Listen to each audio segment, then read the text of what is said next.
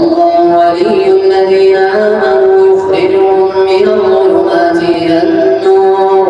والذين كفروا أولياءهم الطاغوت يخرجونهم من النور إلى الظلمات أولئك أصحاب النار هم فيها خالدون. ألم تر إلى الذي حاج إبراهيم في ربه أن آتاه الله الملك إذ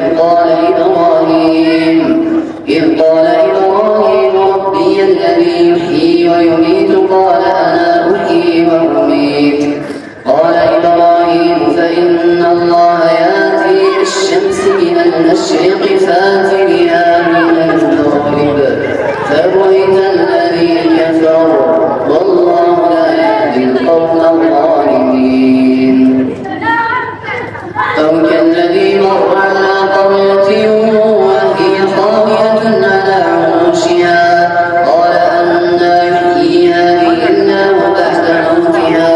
فأماته الله 100 عام ثم بعثه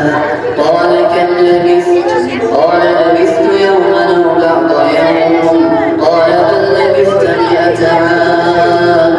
فانظر إلى طعامك وشرابك لم يتسنه وانظر إلى حمارك ولنجعلك آية للناس وانظر إلى العظام كيف ننشرها ثم نكسوها لحما فلما تبين له قال اعلم أن الله على كل شيء